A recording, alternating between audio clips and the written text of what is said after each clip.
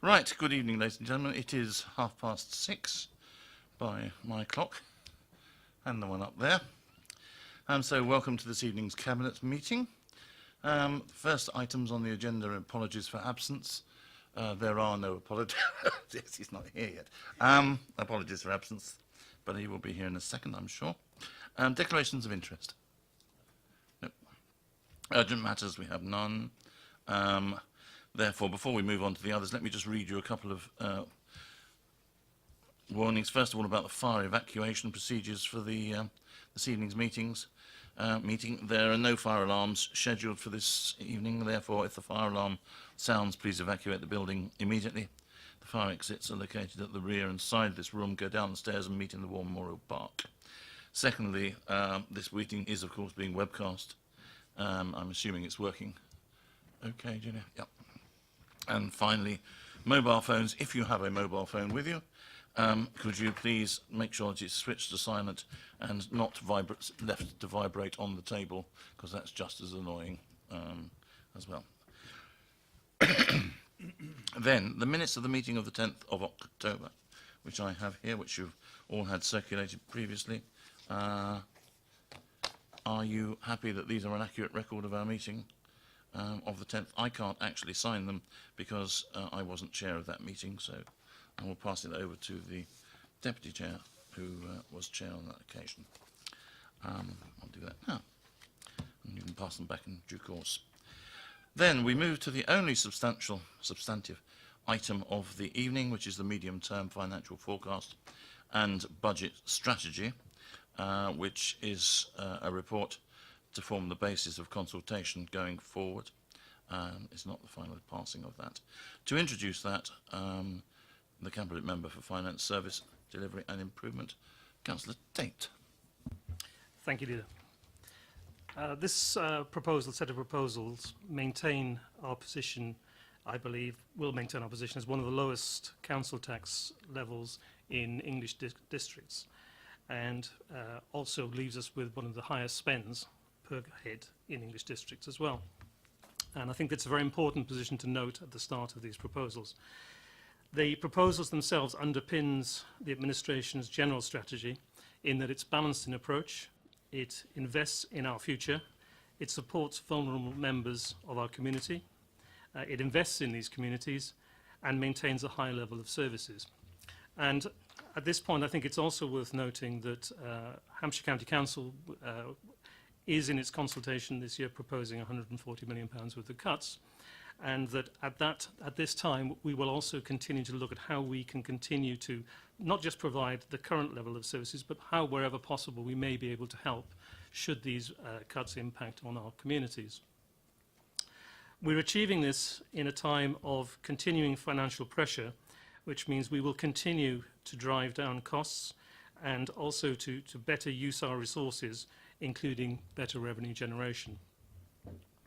The proposals include a £5 per head per year increase in council tax, which will still place BDBC in its position, as I said, of being one of the lowest in Hampshire, and one of the lowest in England.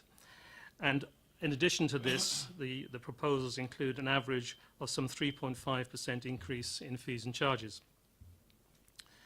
The funding proposals have allowed us to maintain, as I said, a high level of service. So we are continuing with weekly bin collections, we have 1 hour free town centre parking, and these levels of service are highly appreciated by the community. There is also more funding for regeneration initiatives and a focus on supporting the most vulnerable in communities. And examples include tackling homelessness, supporting Buckskins flood alleviation and disabled facility grants. We will propose to build on the £11.2 million worth of savings that have taken place previously, and we also have a goal within these proposals to increase our revenue by £2.2 million from new investments.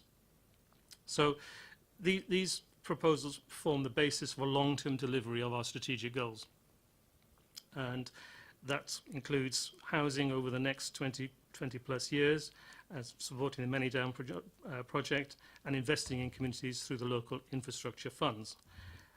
So I hope that the Cabinet will look at these proposals as a representation of our discussions, and I commend them to be going forward in terms of consultation with a view to bringing back for budget later on this year.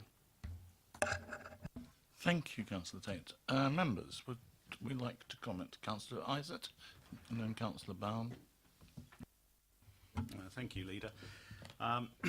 I'd like to congratulate Councillor Tate and the officers for what I think is a very well-constructed, balanced budget. It maintains services to residents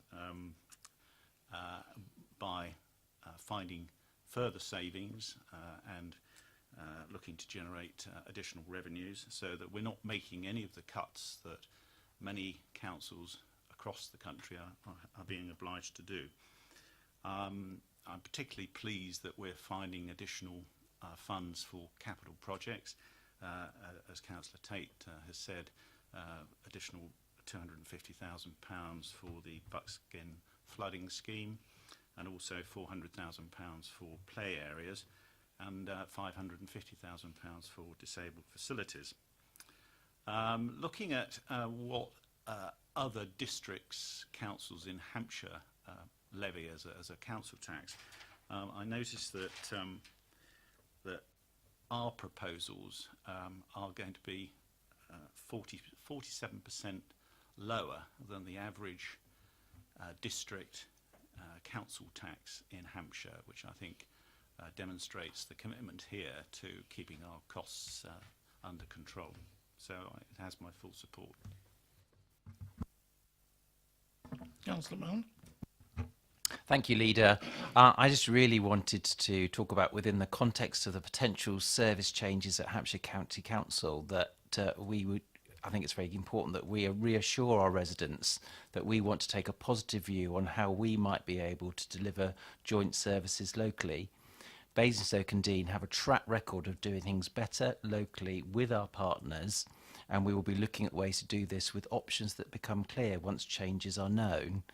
I would also specifically like to welcome the funding contribution towards the flood alleviation scheme in Buckskin, which will now be added to those funds pledged by Hampshire County Council. Thank you. Any other members? In which case, I would just add my couple of words that I think it's a well-balanced budget. It really does emphasise the strengths of many of the services that we provide, and ensures that those are able to continue to be provided. Clearly, these are very challenging times, and some people are, and some authorities are more challenged than others. I think we are in a lucky situation in one way, that we are able to withstand some of these pressures better than most, but it's really less to do about luck and more to do about good management in previous years that's enabled us to have got to that situation, and we have to ensure that we can carry on being in that situation. That said, there is, as Councillor Bell was saying, a very clear indication that where we do things locally, we do them better and very often at lower cost. The example, I think, on supporting people, which Councillor Mrs Reid has been leading, where we've really been working in partnership with others in the community, has demonstrated just what a local community working together can do, and those are the kinds of solutions that we would want to look forward to for the future. We are, I think, all very happy, are we not, to let this go out for consultation? Yes. In which case, the only thing it remains for me to do is to wish Councillor Mzichas a very happy birthday today. We're not going to sing to you, but not online, no. But once again, you've managed to come back looking even younger this year than last year. And at 22, that's not an inappropriate anything. It's perfectly appropriate, if you ask me. And my hands are above the desk. Yes. Right, it's 20 to 7 and the meeting is now concluded.